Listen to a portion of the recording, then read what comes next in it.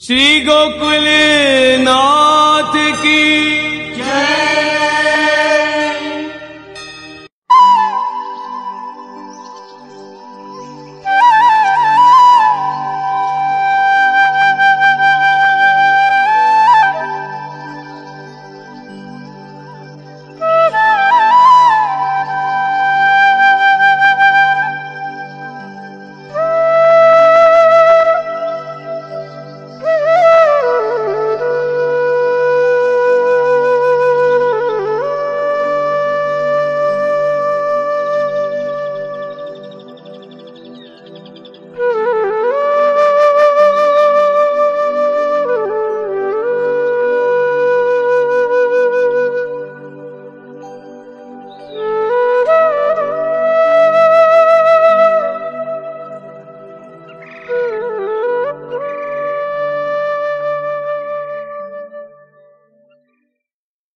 क्योंकि कोई भी संबंध, वो संबंध कांच की तरह हो जाए, अगर टूट जाए तो आपको जोड़ तो लोगे पर वो तिराड़ तो वहां में बनी रही रहेगी।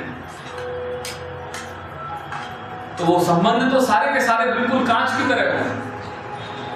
अगर कहीं भी कुछ हो गया तो वो एक जो रेखा है वो रेखा को जोड़ भी लोगे पर वो तिराड़ तो वहां में जो है वो तो पड़ी रहेगी।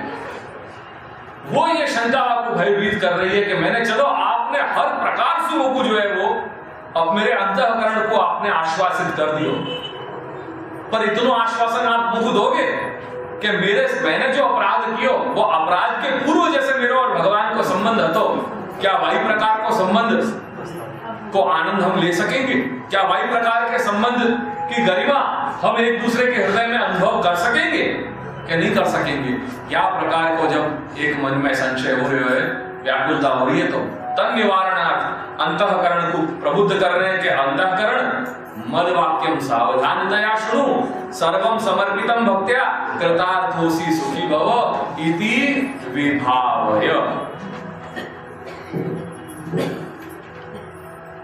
त्वयि पूर्वम कृपा आसीदेव, तेरे ऊपर पूर्व में कृपा आती ही। क्यों? क्योंकि तेने सब कुछ तेरो समर्पित कर दिया।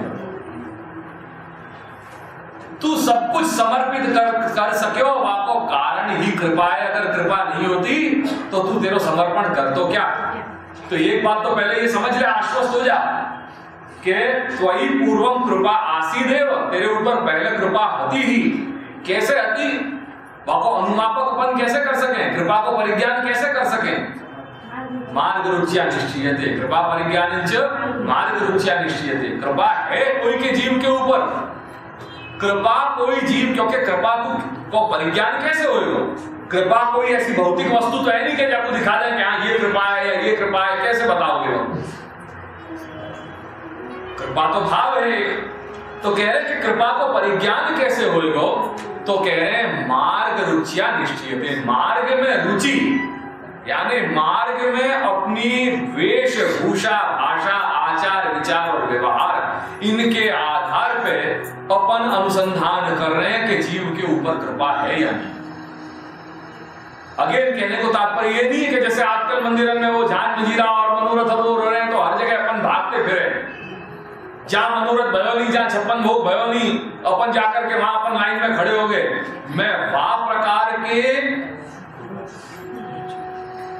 कृपा की बात नहीं कर रहे हूं। कोई कह के भाई मार्ग रुचिया, मैं वह प्रकार के मार्ग रुचि की बात नहीं कर रहे हूं। मार्ग रुचि कैसी? श्री महाप्रभु जा आधार पे बता रहे हैं, वह आधार की मार्ग रुचि। आजकल की तथाकथित पुष्टि मार्गीय रुचि की बात नहीं कर रहे हैं, पर श्री महाप्रभु उक्त रुचि की बात कर रहे हैं। तो वो ये कह रहे हैं कि कृपा को परिज्ञान कैसे हो रहे है कि कोई जीव के ऊपर कृपा है कि नहीं। बस बाकी संग देख लो, a man is judged by the company he keeps. एक अंग्रेजी में कहावत है, कोई विषय को अगर अपन को समझना है कि कोई व्यक्ति कैसे है तो बाकी पहले कंपनी देख लो। A man is judged by the company he keeps. जो कंपनी में वो रह रहे हो, वो कंपनी में वाके आधार पे अपने को अंदाज लगा देगा, अपन समझ जाएंगे कि वो व्यक्ति कैसे है। या हमारे गोस्वामी बालकन के साथ हमारे साथ कोई चिंता नहीं है, तकलीफ जो जुड़ने वाले लोग हैं उनको ये समझ लेनी है कि उनको सब कुछ छूट जाने वाला है वह गोसाई के कारण। या हमारे फिर वहां में लिमिटेशन आ जाएगा कि अगर आप पान की गल्ला पे खड़े होकर के और तमाम घिसरे हो गए तो वहां पर जो आप पेला बहु बने छे गुरुजी ना पासे रहे छे जो वो कोई प्रॉब्लम नहीं है। मैं अपना रास्ता जान रहा, तकलीफ तुम्हारे ऊपर नहीं आ जाए। सो सोच समझ के आई हो, हमने तो बर्जी आते तो ना मारे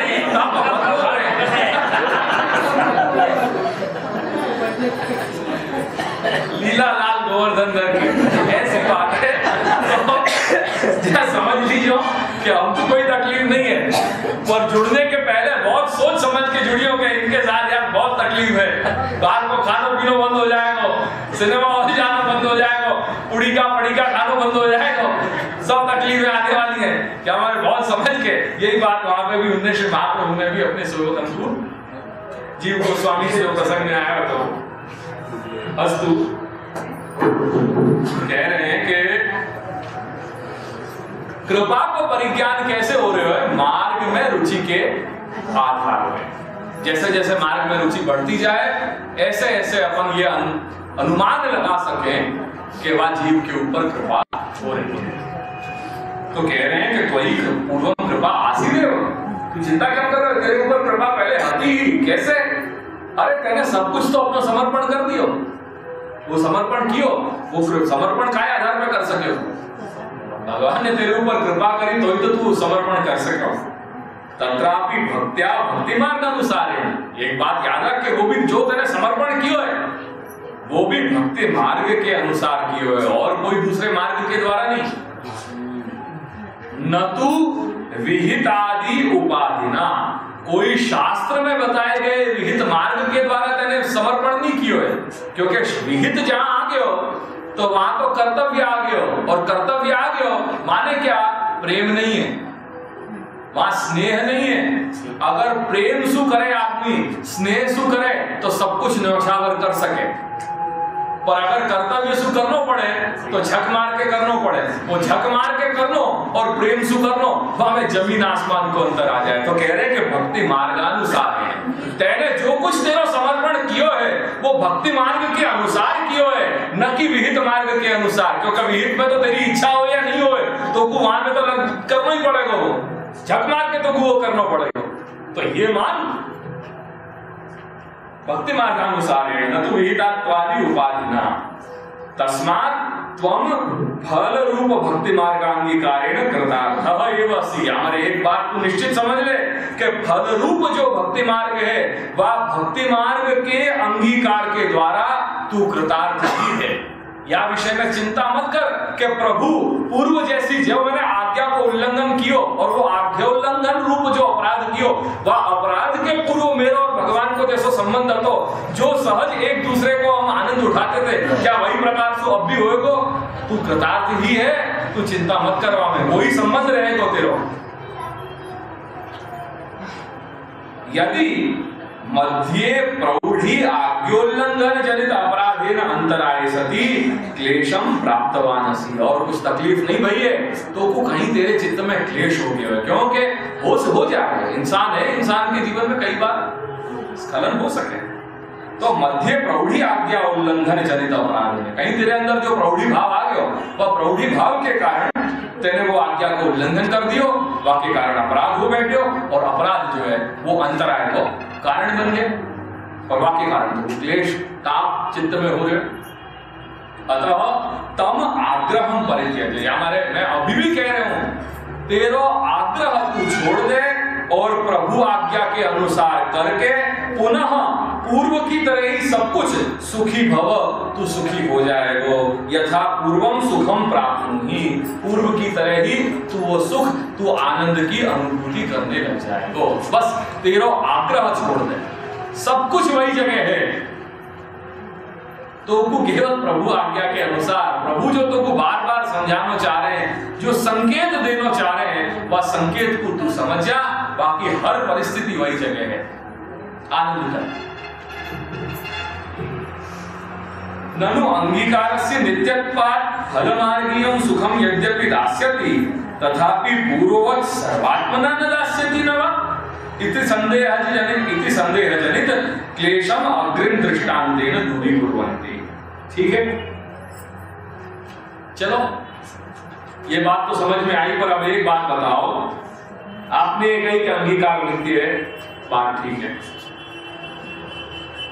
और अंगीकार नित्य होने से जो सुख मुख पहले प्राप्त हतो अपराध के पूर्व, वही सुख मुख भगवान बाद में अभी भी देना चाह रहे हैं, ये बात भी सही है। तथापि पूर्ववत सर्वात्मना दास्यति नवा, जितनो अधिकार मुझको पहले हतो वह प्रकार से देंगे कि नहीं, ये बात शंका मुझे मन में उपस्थित हो रही है। जैसे वो ब्रजस्वामिनी को स्वभाव और अधिकारानुसार जो यूथ की सारी व्यवस्था करी गई है कि ये तामस यूथ है, राजस यूथ है, सात्विक है, निर्गुण है, और प्रत्येक यूथ की अधिष्ठात्री श्री स्वामी जी हैं, उनको जो वर्गीकरण किया है वो वर्गीकरण जैसे स्वभाव और अधिकार के ऊपर आधारित है, ऐसे ही यहाँ पे भी वह जीव को ये शंका हो रही है कि मेरी एंट्री जहां तक हती, मैं वह परिकर में तो आ गई हूं, परिसर में तो मेरा प्रवेश हो गया है, पर परिसर के प्रवेश में अंदर होने के पश्चात पहले जहां तक मुझको प्रभु ने अंगीकार किया तो वहां तक मेरा प्रवेश अब फिर हो सकेगा कि नहीं होएगा, ये जीव को शंका हो रही है। वह शंका के निवारणार्थ वाक्य अंतःकरण को प्रबुद्ध कर रहे हैं कि हे अंतःकरण प्रौढ़ापि दुहिता यद्वत् स्नेहान न प्रेष्यते वरे तथा देहे न कर्तव्यम वरस्तुष्यति नान्यथा इति विभावय, ऐसी भावना कर।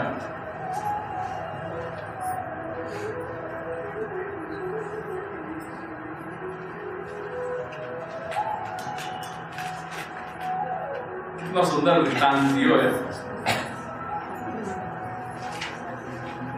कन्या को विवाह तो हो गया है, पर स्नेह वशात वो माँ को गौना नहीं करा रही है।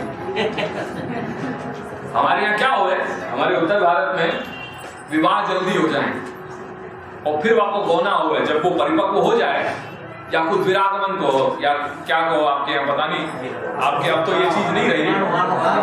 हाँ बस वो ये आणु वल्लभ वरुण आप, तो वो कह रहे कि जैसे एक माँ अपने कन्या को, शादी हो गई है, ब्याह होने के पश्चात जो आपकी ममता है, जो स्नेह है, वह वात्सल्य स्नेह के कारण वाके वर्ग के यहाँ या वाके ससुराल के यहाँ जो प्रेषित नहीं करे, तो क्या ऐसो करनो वो योग्य है नहीं है, वो दृष्टांत देकर के यह बात को समझाना चाह रहे हैं। कह रहे भले प्रभु तारतम्यम तदा कुर्या यदि त्वद अपेक्षा न स्यात्। एक बात समझ, भगवान को दरबार है, भगवान के दरबार में हर व्यक्ति समान है, जीव मात्र समान है,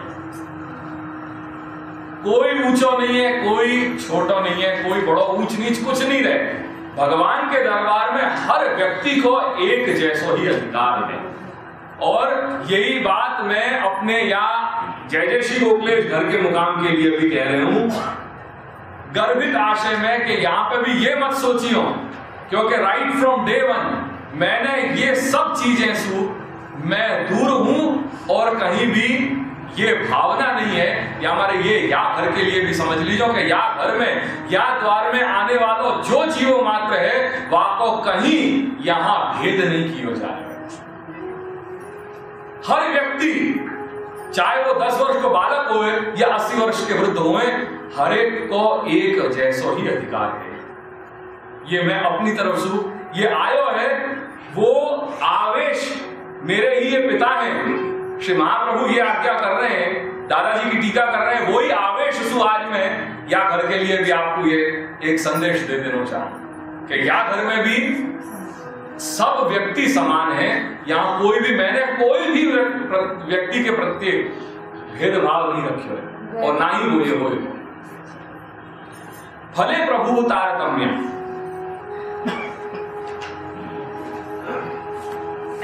ये काल की महिमा है। क्या करें, आज ये सब बात कहनी पड़े है कि काल का प्रभाव है।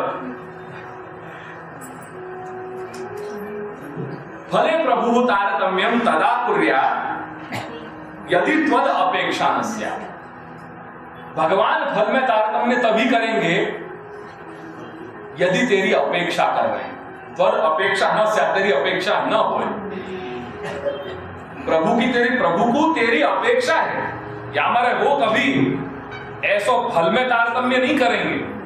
जैसो जा रूप में तेरो वर्ण कियो है, वा रूप में तेरे वर्णानुकूल, तेरे वर्ण योग्य जो तो को फल प्राप्त होना चाहिए, वो पूर्ण रूपेण सर्वात्मना तो प्रदान करेंगे, वहां में कहीं कभी नहीं करेंगे। यस्य अपेक्षा आवश्यकी तस्य दोषमपि अनंगीकृत्य फलम ददाति। हो देखो कैसी सिंपल सी बात कही है जो अपन लोग में समझ सके। अपन को स्वार्थ जहां अंतर्निहित है ना, तो वहां हर तरह को सहन करते भी साहिब जी अपने को करनी पड़े।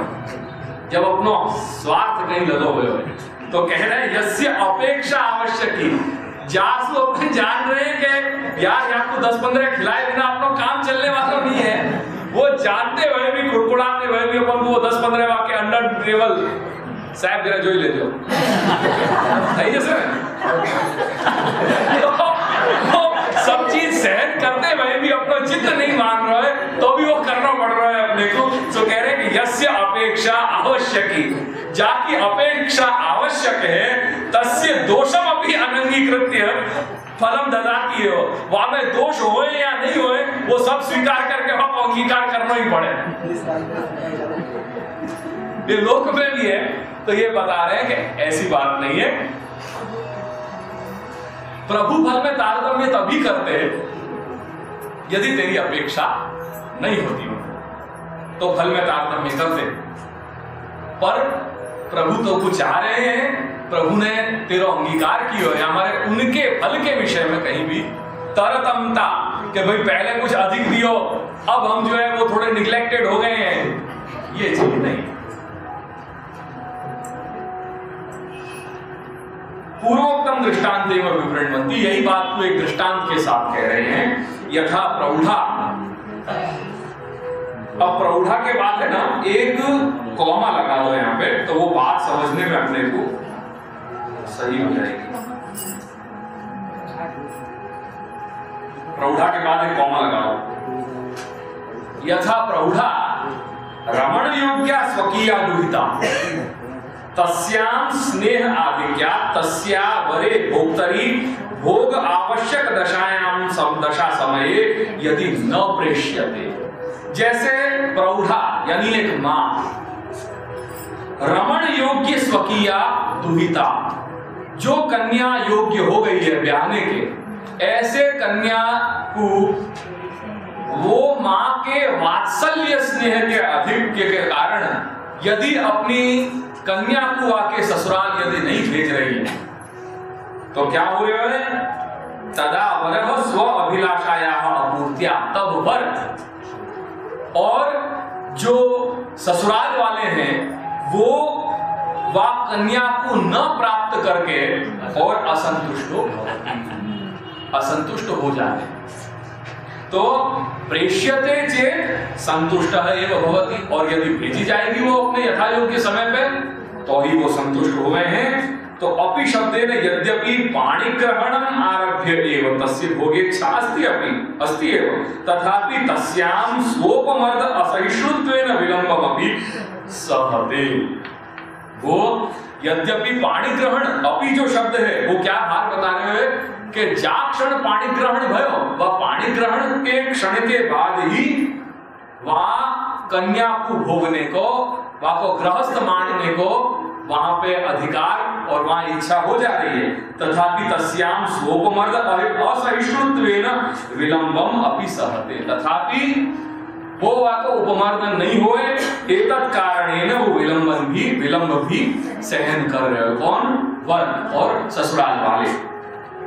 सहिष्णुत्व दशायाम विलंब कर्तरी असंतुष्ट है, और जब तक विलंब है जब तक वो कन्या उनके ससुराल में नहीं आ रही है तब तक को जो विलंब को समय वामे वो जो ससुराल वाले हैं उनको असंतुष्ट ही रहे, उनके अंदर एक ये रहे कि भाई वो क्यों अभी तक उनने ये बच्ची क्यों नहीं भेजी है, हमारी बहू क्यों नहीं आई है अब तक।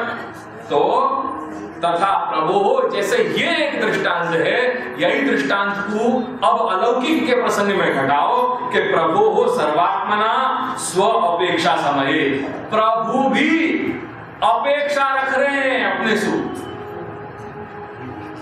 जैसे ससुराल में वो बहू के आगमन की प्रतीक्षा कर रहे हैं, ऐसे प्रभु भी अपने आगमन की प्रतीक्षा कर रहे हैं। वो प्रभु भी ये चाह रहे हैं कि तू मुझको सवेरे जगा तो वो जगेंगे।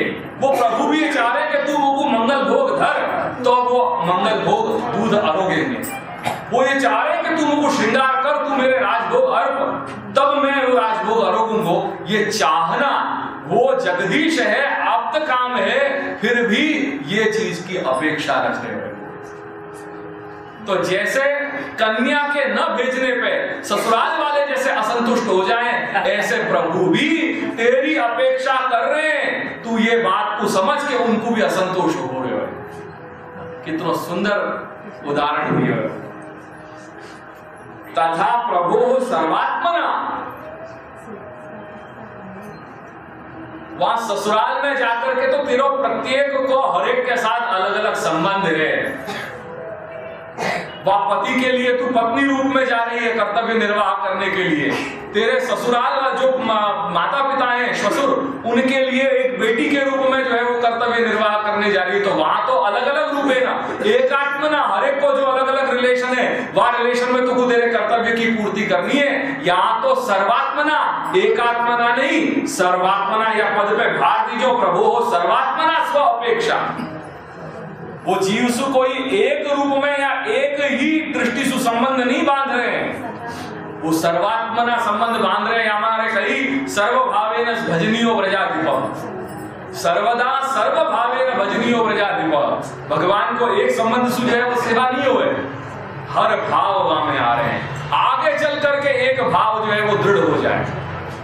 तो कह रहे हैं कि प्रभु सर्वात्मना स्व अपेक्षा समय, भगवान को जब अपेक्षा है वह समय में यदि अपेक्षा ज्ञात्वा, वो जीव समझ भी रहे हो कि हाँ भगवान की अपेक्षा हो रही है, भगवान ने ये संकेत किया है उनको बुलाने के लिए, और कार्य संपत्ति न क्रियते, यदि प्रभु के अनुकूल हमने वो कार्य को संपादन नहीं किया तो कह रहे हैं कि प्रभु असंतुष्ट एव भवति, भगवान अपने ऊपर असंतुष्ट हो जाए, नाराज हो जाए। तस्माद अयम विलंब, या हमारे ये जो विलंब है वो प्रभु हो स्व अभिलषित। देखो क्या खूबसूरती सु, ये सारी बात जीव के पक्ष में नहीं पर प्रभु के पक्ष में डाल देगी कि तू क्या विचार कर रहे हो विलंब की, अरे विलंब की चिंता तू क्या करेगा, उनको हो रही है विलंब की चिंता। तेरे मन में विलंब को क्या प्रश्न आ रहे हो, विलंब तो उनको सता रहे हो, उनके बारे में सोच तू तेरे क्या सोच रहे हो। बॉल जीव के कोर्ट से हटा करके बापू आश्वासित करके कि ये तेरा विषय ही नहीं है, तू विलंब की क्या वहां पे शंका कर रहे हो, विलंब तो उनको बात है, तो बन रहे हो तो नहीं, वो नहीं चाह रहे हैं विलंब। कह रहे हैं कि प्रभो हो स्व अभिलषित सिद्धि अभाव हेतु कहा, तस्माद अयम विलंब, ये जो विलंब है वो प्रभु हो स्व अभिलषित सिद्धि, भगवान ने जीव के साथ जो अभिलाषाएं बांधी हैं, जो कामनाएं सोची हैं, जो कामनाओं की दुनिया बनाई है, वो दुनिया को आनंद लेने को प्रभु ने कब तो विचार कर रखे हो, और ये जो विलंब है वो उनको वो स्वप्न की दुनिया को साकार करने में उनको बाधक बनने वाली है विलंब। तू क्या सोचेगा, तो सोचो ज्यादा उनको विलंब ही है, बाधक बन रहे। हमारे हे अंतःकरण या प्रकार सु सोच मत, प्रौढ़ा की दुहिता यतो स्नेहा न प्रेष्यते वरे तथा देहे न कर्तव्यम परस्तुष्यति नान्यथा। या हमारे अस्मिन अर्थे विलंब त्याज्य एव, या हमारे या विषय में विलंब को छोड़ दे, ये विषय तेरे लिए विचारणीय है ही नहीं। तथा देहे न कर्तव्यम, यही प्रकार सु देह त्याग विषय, क्योंकि प्रभु ने निजधाम पधारने की आज्ञा कर दी है, अब यहाँ ये विलंब ये उचित नहीं है। या हमारे देह त्याग विषय, देह त्याग करने के विषय में सर्वात्मना प्रभु संतोष अभाव, जितनों में यहाँ विलंब करूंगो या भूतल पे रहने को जितनों मैं विलंब करूंगो, उतनों विलंब मेरे प्रभु को प्रतिकूल है, उनको असंतुष्ट कर रहे हो, या हमारे मेरे लिए अब ज्यादा विलंब करना उचित नहीं है। यथा दुहित्री प्रेषण विलंबे स्नेहो हेतु, जिस पूर्व को दृष्टांत बताया वही प्रकार से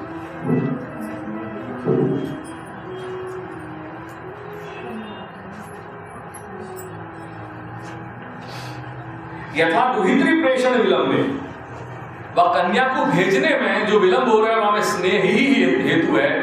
तो एक बात समझ, हम भी ये मान रहे हैं कि तेरे तरफ से भी तो को तालावेली हो रही है, पर एक बात समझ, तो सु अधिक चिंता प्रभु को हो रही है, वो विलंब उनको ज्यादा कर रहे हो। तन निराकरण पूर्वक प्रेषणे, या हमारे वो विलंब को निराकरण पूर्वक प्रेषणे भेजने में वर संतोषेण, वर को संतोष हो रहे हो। यहाँ क्या हो रहा है, कौन है वर की जगह, भगवान, उनको संतोष हो रहे हो। या हमारे उभय कार्य सिद्धि ही, दोनों कार्य की सिद्धि हो रही है, वर को संतोष भी हो रहे हो और विलंबज जो व्याकुलता है वो भी रखने की आवश्यकता नहीं है। या हमारे आग्रह हेतु, ये परिस्थिति में जो आग्रह है, तेरो जडाग्रह है, जो तेरो हठाग्रह है, बाहु त्याग पूर्वक आज्ञा करणेन उभय कार्य सिद्धि इति सर्वात्मना प्रभु संतोषार्थम त्याग देह त्याग विलंब हेतु हठ त्याज्य एवं। यार हे अंतःकरण, सर्वात्मना प्रभु संतोष के लिए देह त्याग करने में जो विलंब हो रहा है, वो विलंब रूपी जो हट है, वह हट को तू त्याग दे, तेरे लिए ये विचारणीय नहीं है।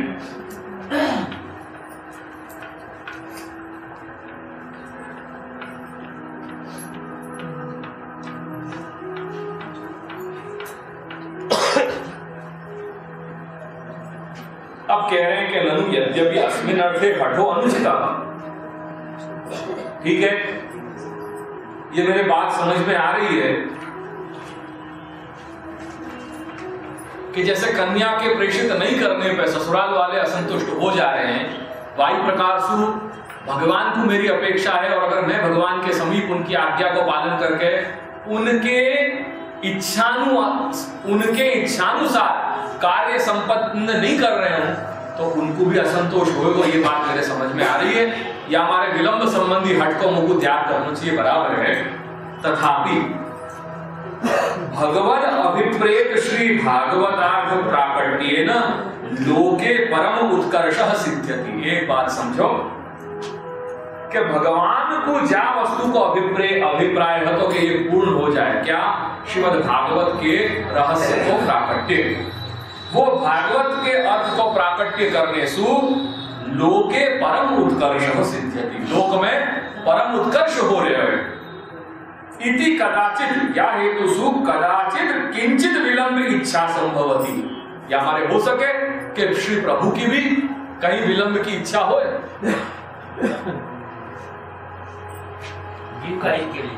क्या घुमा करके बात रखिए, बराबर, जो विलंब की इच्छा हो रही है, तो जीव ऐसा सोच रहे हैं अपने आप को मनाने के लिए, वहां ने जो गलती करी है वह गलती को दबाने के लिए स्वयं ये बात कह रहे हो कि देखो भगवान ने आज्ञा करी थी भागवत के विलंब, अरे भागवत के विवरण की, और भागवत को विवरण करने से क्या होगा, जन्मात्र को उत्कर्ष होएगा, जन्मात्र में लोक में उत्कर्ष सिद्ध होएगा मेरा।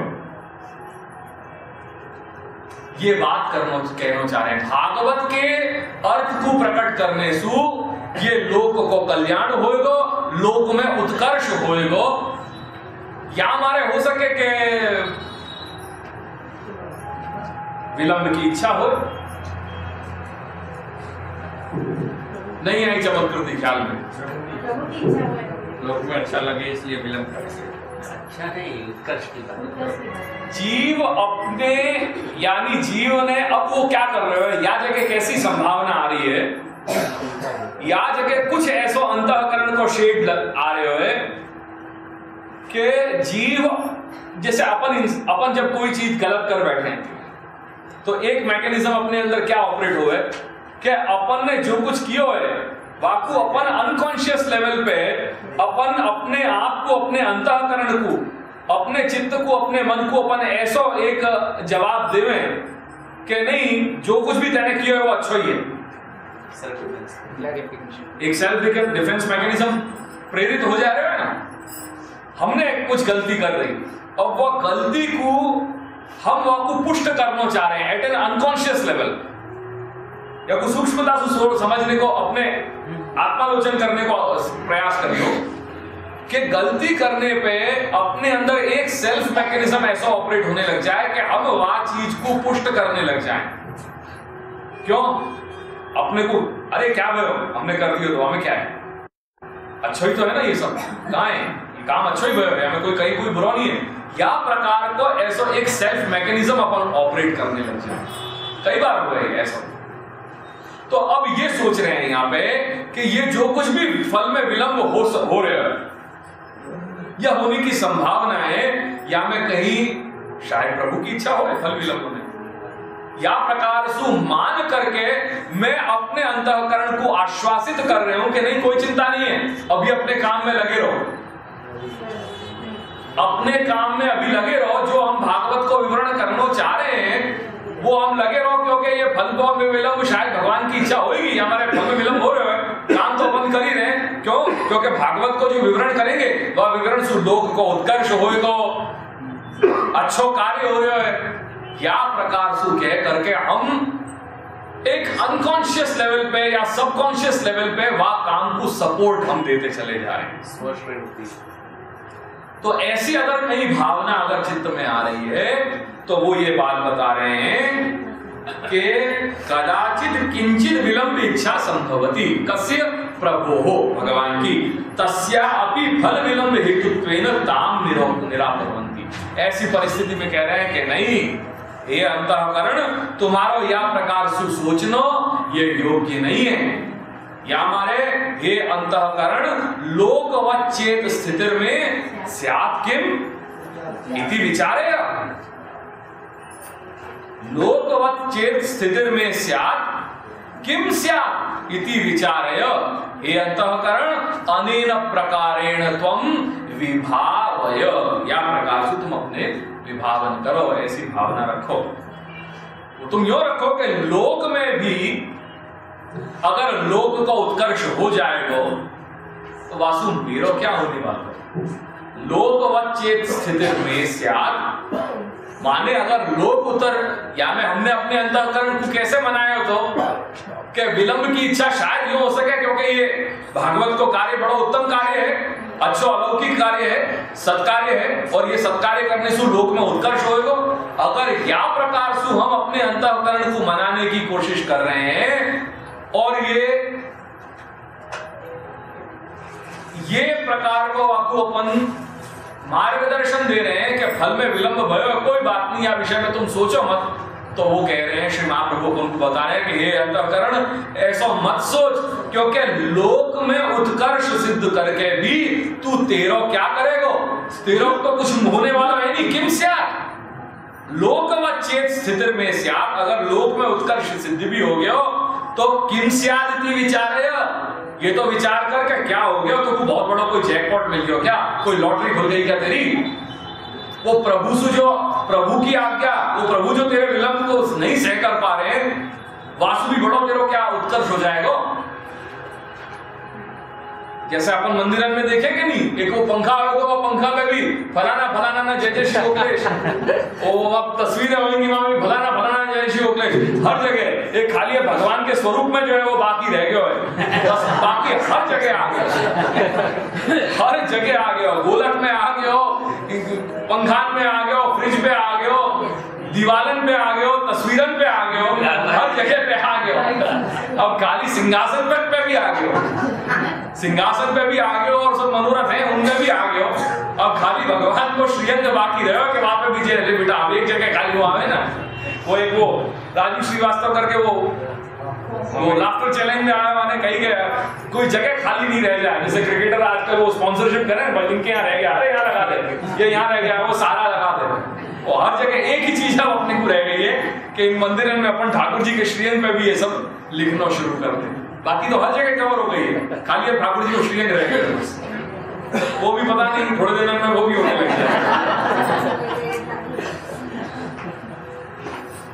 तो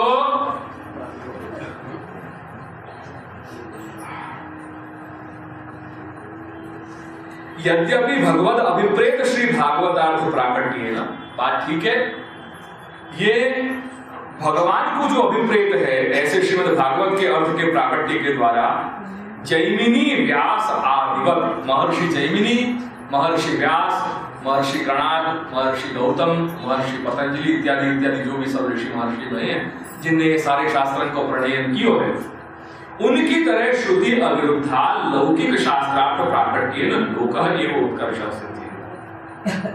ऐसे श्रुति अविरुद्ध जो शास्त्र श्रुति के अनुकूल हैं, श्रुति सुविपरीत नहीं है, ऐसे अलौकिक शास्त्र के प्राकट्य के द्वारा लोकः एव उत्कर्ष सिद्धि, लोक को ही उत्कर्ष सिद्ध हो गए, लोक में ही कल्याण हो रहे हुए, न तो अलौकिक स्व सिद्धांत फलानुभव हेतु उत्कर्ष सिद्ध्यति। जीव को क्या विचार करना है, वापु लौकिक उत्कर्ष ढूंढना है या अलौकिक उत्कर्ष ढूंढना है? अलौकिक तो कह रहे हैं कि ये सब करने से क्या हो रहा है, देखो कि कहीं श्रुति अविरुद्ध अलौकिक शास्त्र के प्राकट्य के द्वारा लोक को ही उत्कर्ष हो रहे हो, जैसे इन महर्षि जैमिनी को प्राप्त भयो, महर्षि व्यास इत्यादि जिनने और भागवत के अतिरिक्त और सारे पुराणन को जो है वो प्रकट किए, और जो कणाद गौतम इत्यादि जो और ऋषि महर्षि प्रणेता है शास्त्रन के, उनको जैसे लोकोत्कर्ष प्राप्त भयो, तो ऐसा लोक में उत्कर्ष प्राप्त होने वाला है, लोक में ही कल्याण होने वाला है। न तो अलौकिक स्व सिद्धांत फल अनुभाव फलानुभव हेतु उत्कर्ष सिद्ध्यति। ये ऐसा करने में अलौकिक स्व सिद्धांत फलानुभव, वो जो सर्व कामाशनाख्य जो फल को अनुभव है, वाक में उत्कर्ष वो रूप उत्कर्ष नहीं हो, या प्रकार सुख सब करने पे या हमारे लोकोत्कर्ष सिद्ध हो, और लोक में यदि उत्कर्ष सिद्ध हो रहे है तो वो लोकोत्कर्ष सिद्धि में जैमिनी व्यास आदि उत्कर्षवत, जैसे जैमिनी महर्षि व्यास को उत्कर्ष भयो है, वाई तरह सु लौकिक उत्कर्ष सेत्स्यति, लौकिक उत्कर्ष ही सिद्ध होएगो, कोई भी ऐसे लौकिक कार्य करके, न तो स्वमार्गीय उत्कर्ष, या मैं कहीं भी स्वमार्गीय उत्कर्ष तो भयो नहीं। जब आपको नायना कई बार अपने वचनामृत में आज्ञा करें कि सोचो श्री महाप्रभु को कितने लोग मिले, श्री महाप्रभु को कितने लोग मिले, पूरी दुनिया को डॉक्टर मिल रहे हैं, इंजीनियर मिल रहे हैं, चार्टर्ड अकाउंटेंट मिल रहे हैं, हर जगह हर व्यवस्था को संपादन हो रहे हैं, कितने लोग ऐसे हैं कि जो अपनो जीवन श्री महाप्रभु के लिए समर्पित कर रहे हैं, कितने लोग हैं? बहुत कम। मेरे कहने को वो तात्पर्य नहीं है,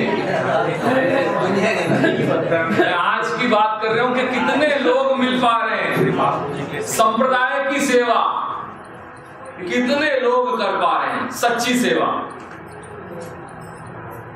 आप लोग अपने सारे बाल बच्चा को बड़े करके इंजीनियर बना लोगे, डॉक्टर बना लोगे, कंसल्टेंट बना लोगे, सब वो काम करने वाले हैं। कभी ये सोचने की कोशिश करी कि श्री महाप्रभु के लिए कितने लोग समर्पित, श्री महाप्रभु को कितने लोग अपना जीवन अर्पण कर रहे हैं? क्या कभी अपन ने ये विचार किया? मैं भी जान रहा हूं हर व्यक्ति यही प्रयत्न कर रहे हैं। सोचो कि श्री महाप्रभु के लिए कितने लोगों ने अपना समय दियो। वो संप्रदाय की सेवा कौन कर रहे हो? कितने यहां लोग ऐसे हैं, अपन यही को सर्वे करें, कितने लोग ऐसे हैं कि जो श्री महाप्रभु की वाणी के लिए, श्री महाप्रभु के शब्दन को समझने के लिए सच्चो यत्न करते हो? कितने लोग?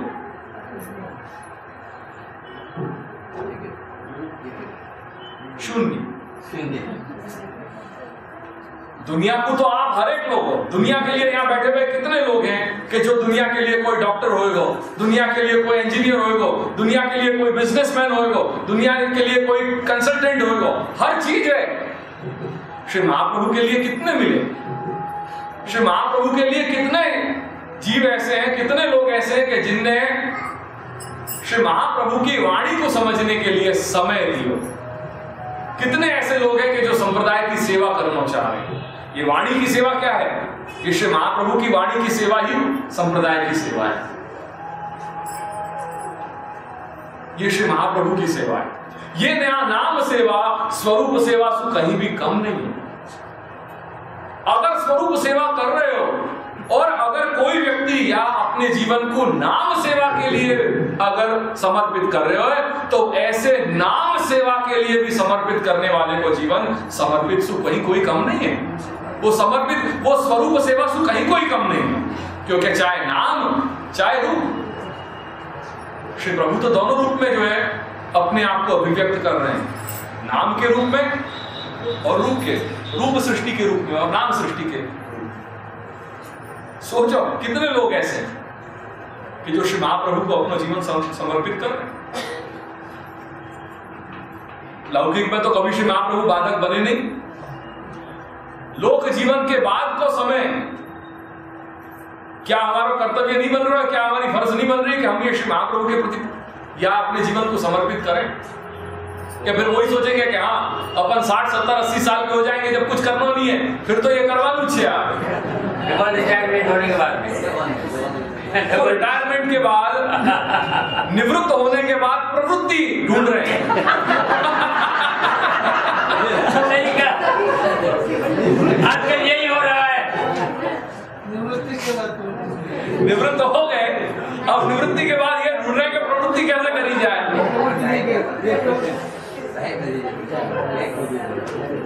अस्तु, बुरा मत मानियो मेरे कहने को, ये सच बात है। वो गालिब के लिए कही थी कि शायर तो अच्छा है पर बदनाम बहुत है।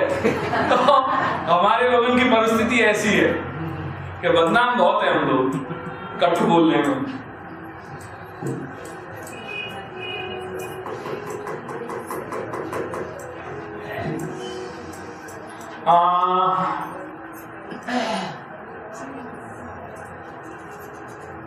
वासु क्या लोकोत्कर्ष सिद्ध हो जाएगा, मार्गीय उत्कर्ष तो कुछ सिद्ध होने वाला नहीं है।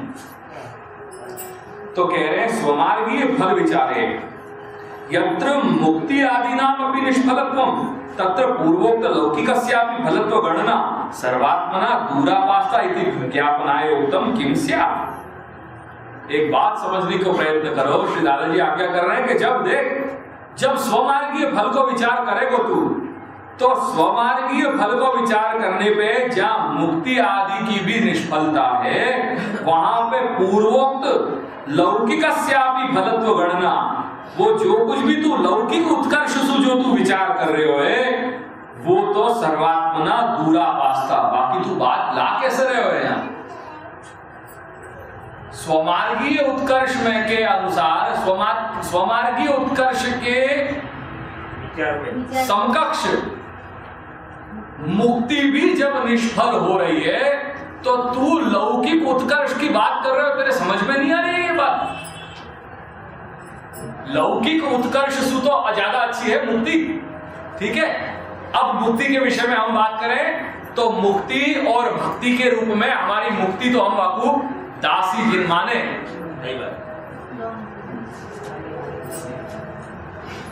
हमारे लिए भक्ति इतनी उत्कृष्ट है। तो जब स्वमार्गीय फल को विचार हम करेंगे, तो स्वमार्गीय फल को विचार करने में जब मुक्ति हमारे लिए तुच्छ है, तो तू लौकिक उत्कर्ष प्राप्त करके तू करेगा क्या? लोकोत्कर्ष हो जाएगा ना, स्वमार्गीय उत्कर्ष तो होएगा नहीं तेरा। और लोक दृष्टि से विचार कर तो उत्कर्ष लोकोत्कर्ष बढ़ो कि तेरा मुक्त होना, मुक्ति प्राप्त करनी। लोक में सब लोग क्या चाह रहे हैं? मुक्ति की सर्वश्रेष्ठता है। नहीं, ठीक है, वो बात बराबर है। फल की दृष्टि से कह रहा हूं मैं कि लोक में मुक्त होना वो अधिक प्रसिद्ध है, लोक की दृष्टि से। जैसे लोक में यमुना जी को महात्म्य बढ़ो कि गंगा जी को? गंगा जी को महात्म्य बढ़ो। यहाँ हमारे श्री महाप्रभु ने हर एक जगह गंगा जी को दृष्टांत दियो, यमुना जी को दृष्टांत नहीं दियो। क्यों? दृष्टांत हमेशा कोई प्रसिद्ध वस्तु की को दियो जाए।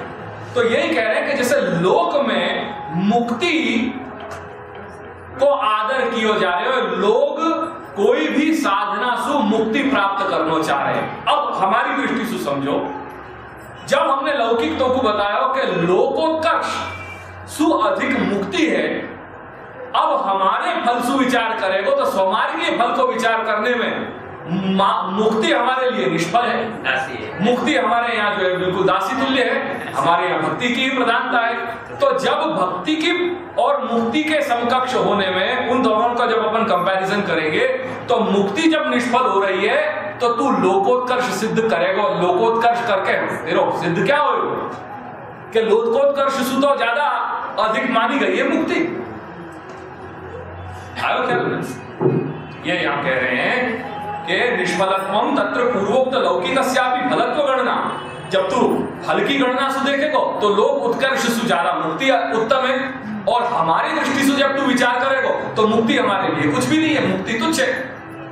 तो याद दृष्टि से तू विचार करेगा तो उत्कर्ष सु किम स्यात् लोकवत् चेत स्थितिर्मे स्यात् किम स्यात् इति विचार्य हे अंतःकरण। ये तो विचार कर तू कि लोकोत्कर्ष करके तुमको सिद्ध क्या हो जाएगा? वो तू मंदिर में जो तेरा नाम लिखवा दे रहे हो, वो लिखवाने से क्या तू अजर अमर हो गया? सोच तो ले जरा, वो लोकोत्कर्ष होएगा क्या? लोक में उत्कर्ष सु कुछ नहीं है। जहां लोक में संसार में मुक्ति मानी गई है वहां तेरा उत्कर्ष क्या करेगा? अब तू हमारी दृष्टि से सोच, हम जब अपने स्वमार्गीय फल को विचार करेंगे तो मुक्ति हमारे लिए तुच्छ है। तो कभी तेरे विचार कर रहे हो ये अंतःकरण के तेरा लौकिक कार्य जो भी कुछ कर रहे हो वो लौकिक कार्य सु अगर तेरे को उत्कर्ष भी हो रहा है तो वो उत्कर्ष सु क्या होएगा? हाँ, अगर तू स्वमार्गीय उत्कर्ष की बात करतो तो हम जरूर तेरी बात सुनते, पर तू लोकोत्कर्ष की बात कर रहे हो, क्या तेरे को ये शोभा दे रहे हो? या हमारे हे अंतःकरण ऐसी ये तुच्छ सारी बातें छोड़, हीन भावना छोड़, ये सारे हीन कार्य सोच छोड़, केवल श्री प्रभु की आज्ञा के अनुसार आचरण कर, प्रभु की आज्ञा को मान। अतः एतन फल तारतम्य विचार है। जब या तरीका से अपन फल को विचार करेंगे तो त्वयापि सर्वात्मना फल सिद्धि विलंब अभाव एव विचारणीय। तो तोकु भी सर्वात्मना फल सिद्धि विलंब अभाव, फल सिद्धि में विलंब नहीं है, ऐसा ही तोकु पॉजिटिव सोचना चाहिए। न तो अन्योपि विचार कर्तव्य, और तेरे मन में कोई भी प्रकार की तू नेगेटिव थिंकिंग मत ला। इति ज्ञापनाय उत्तम इति विचारय। ये तू समझ तो सही तू क्या कर रहे हो, ऐसा कभी तो विचार नहीं रहे। ये अंतःकरण त्वम उत्तिष्ठ। ठीक है, थोड़ा आश्वस्त हो गए हम। फल में विलंब के विषय में हम नहीं सोचेंगे। तथापि बलात्कारेण शरीर त्याग से स्वतो अशक्यत्वे, भाई ये बहुत ज्यादा तुम अतिवादिता कर रहे हो, और एक बात तो हम नहीं मानेंगे कि हम जबरन हमारे देह ये शरीर को त्याग कैसे कर रहे हैं हम? ये जबरन तुम यार शरीर को यार, ये तो हमारी चीज है, ये तुम क्या बोल रहे हो? तुम सब जबरन हम शरीर को त्याग कर बैठे, हाउ इज इट पॉसिबल? ये एक मन में संभावना हो रही है, तो तत्संदेह निवारण प्रकारम आहु, वो विषय में अपन को आश्वस्त कर रहे श्री महाप्रभु कि अशक्य हरिरेव अस्ति मोहम मागाह कथंचन, मागाह नाम मा प्राप्नुया।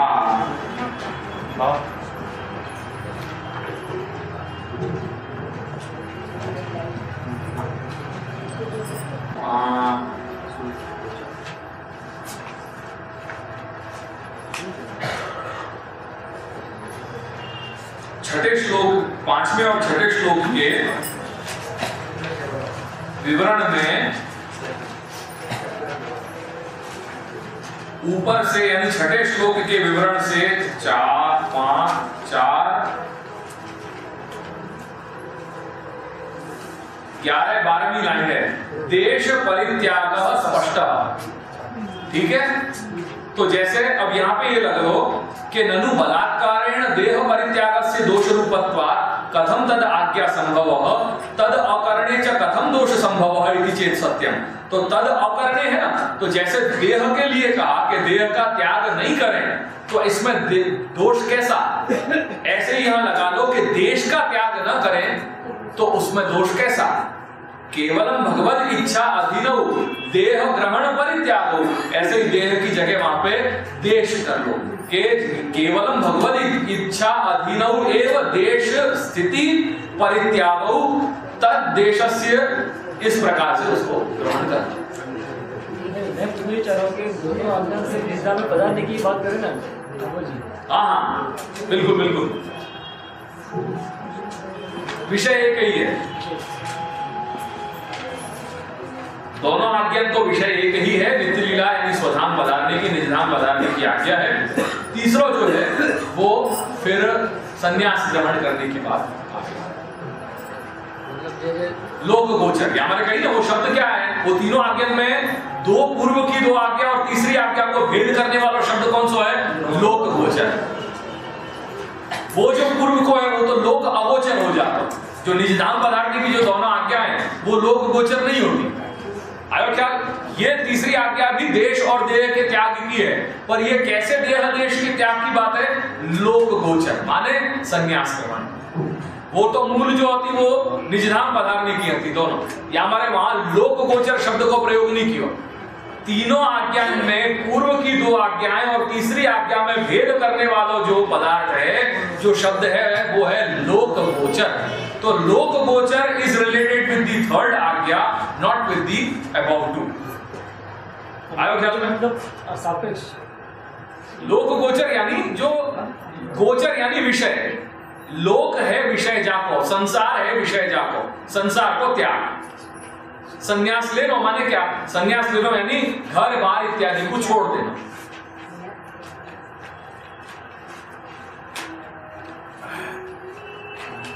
संन्यास के नियम है,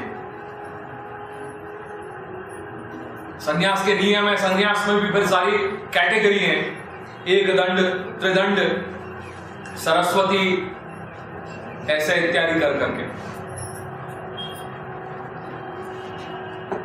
आनंद और ये सब नहीं लगावे ये लोग, सब स्वामी है कि चिन्मय आनंद या फलाने आनंद या ये सब, तो ये एक पूरी इनकी एक जैसे अपने यहाँ जैसे हुए कि नहीं, जैसे पीठाधिपति और ऐसे सब, तो ऐसे एक एरार्की इनके संन्यास में भी है। तो श्री महाप्रभु में अब संन्यास में क्या है कि कुछ भी नहीं रख सके। संन्यास में न कंठी पहन सके, न अपन ये जनेऊ पहन सके, न अपन चोटी रख सके, कुछ भी नहीं है संन्यास में। इनकी एक एक कैटेगरी है। पर ये संन्यास की अवस्था में भी श्री महाप्रभु ने ये सूत्र, शिखा, कंठी को त्याग नहीं किया। जब श्री महाप्रभु ने संन्यास ग्रहण किया तो संन्यास ग्रहण करने पर भी शिखा धारण है, सूत्र है और कंठी रही है, वो त्याग नहीं किया, पर मौन व्रत धारण कर लिया। या हमारे जब अंत समय में वहां आसुरव्यामोह लीला के प्रसंग में जब हनुमान घाट पे जब परिवार आए हुए मिलने, श्री गोसाई जी और श्री गोपीनाथ प्रभुचरण पधारे हैं, तो कुछ बोले नहीं, पर रज पे वो अंतिम उपदेश जो है वो शिक्षा श्लोक की, वो खाली उंगली सुझाओ। तो वो जो भेदक है दोनों आज्ञा, तीनों आज्ञा में, वो हमें पूर्व जो दो आज्ञाएं हैं वो निजधाम पधारने की हैं, और तीसरी जो है वो लोक गोचर यानी संसार है विषय जाको, ऐसे देह और देश के परित्याग। ठीक है।